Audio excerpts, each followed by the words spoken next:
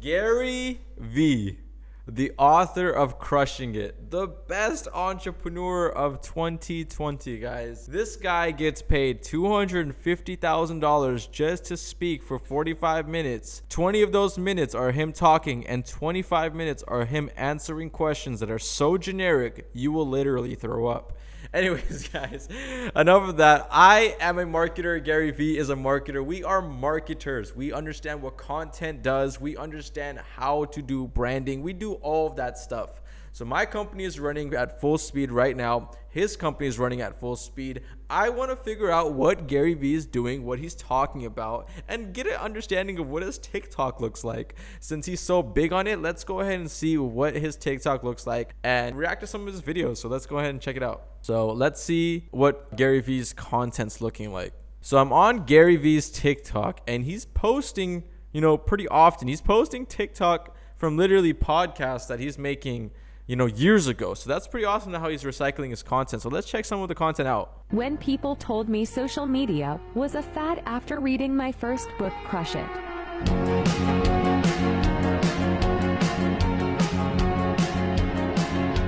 Yeah, he definitely knew what he was talking about when it comes to social media for sure. Let's see what his advice. Best advice for a young man. To understand that he's a young man and he has a shitload of time, his behavior should be predicated on the fact that he lives for 80 more years, not 8 more weeks. I've been noticing a lot of 30, 40, 50-year-olds saying, what about me? What about you? You have 30, 40 more years. Of course you have to assume that you could get hit by a bus tomorrow, but the truth is, if you really thought that, you would be so rogue. Do you know if somebody told me I'd die in 2 days, I would go off the deep end. I would do the craziest shit of all time. I'd definitely run naked on the football field today at the Jets game. That's for damn sure. Okay, so that's the thing that I have about this guy, Gary Vee. He says that you have so much time. You have your whole life to do whatever you want to do. Okay, this might be uncommon or unpopular, but this is why I think that he says that. He says that to justify why he didn't do a lot back then when he was younger. So if he was younger and he did something good, or he freaking went out there and really made something happen for himself, he wouldn't be saying the same stuff. The fact that he made a liquor company at like 35, he started his pretty much entrepreneurship journey at 35, 40.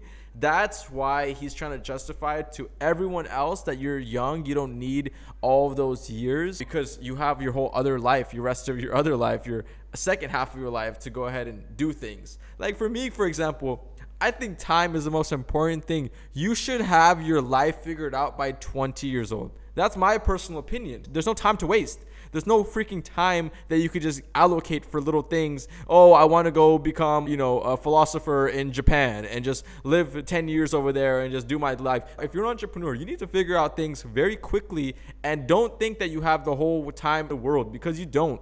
Like you just said in the video, you can get hit by a bus tomorrow. You can die whenever you die. So why wait till you're 35 to start a business when you can start at 20 and by the time you're 35 retire from the business, or be a freaking billionaire?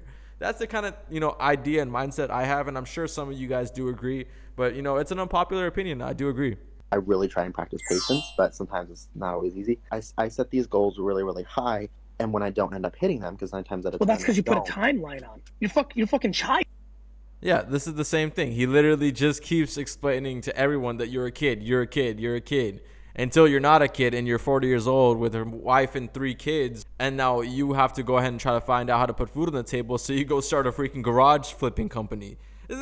Gary Vee, chill out, bro. Chill the freak out, bro. People need to go out there and chase their passion. Stop making people wait till they're 35 to think that it's okay for them to do that. God. Okay, let's watch this one. Why do you curse so much? For a guy who doesn't need to. Because I only believe in authenticity. It's how I talk. When I think about, do I care about my employees? It feels more in my brain and my heart and my soul. Do I give a fuck about my employees more than do I care about my employees? That's from my brain and heart to my mouth. But I feel like there are people who will never consume my content. Oh, are you kidding me? Because of the F. I am willing to deal with the ramifications of me being my full self. Do you curse at home? A ton.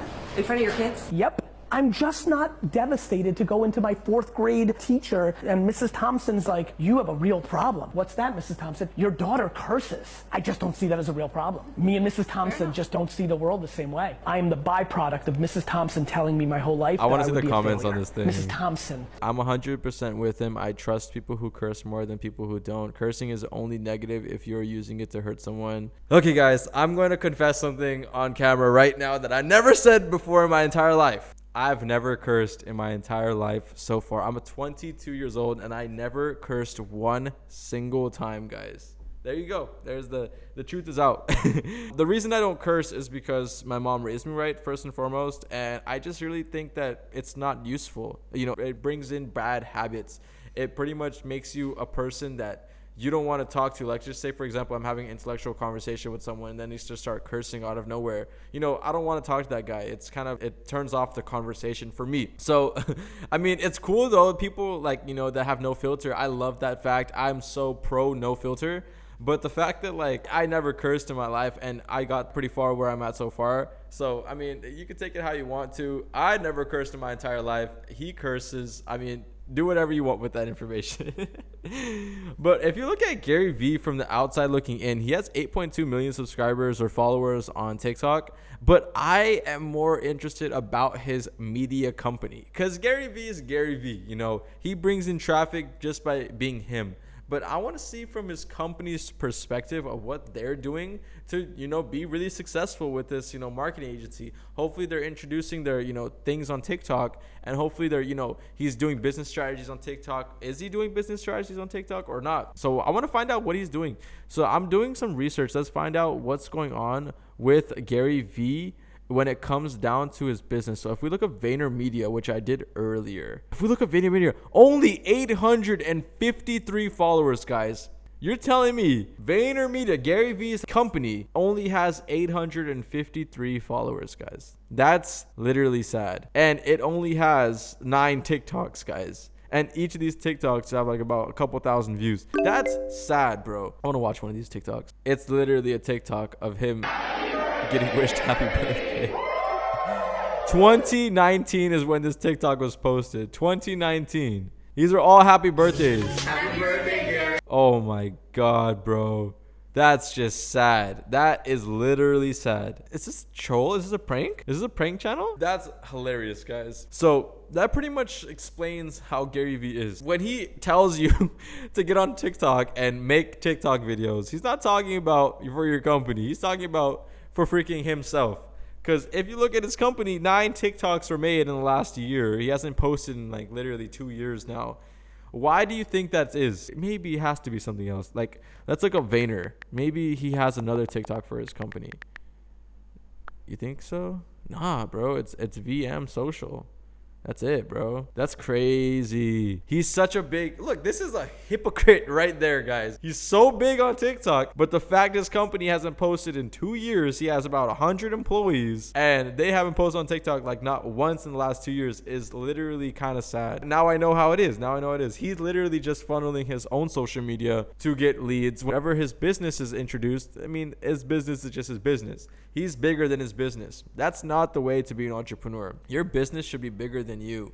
So the fact that he's doing this is just kind of sad, honestly. That's so depressing because I'm a marketing agency owner. You know, my business, we post 10 times a day on TikTok. We post 4 times on YouTube. We post freaking 5-6 times on Instagram.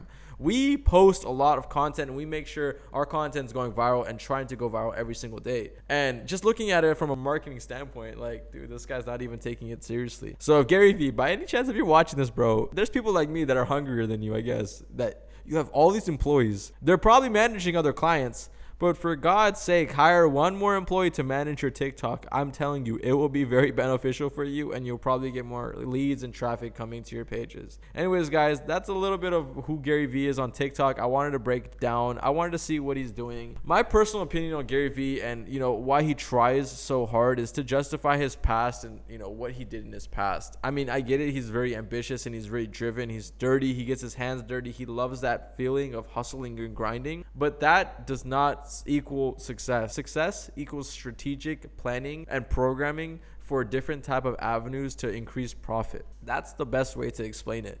He loves getting his hands dirty. I love hiring people to get their hands dirty to help me make profit. This is a different type of system. He's super successful. Don't get me wrong. I'm not going to, you know, doubt his success. He's doing amazing stuff. I love the fact that he's going out of his way to, you know, introduce a really good philosophy about social media to the, you know, masses.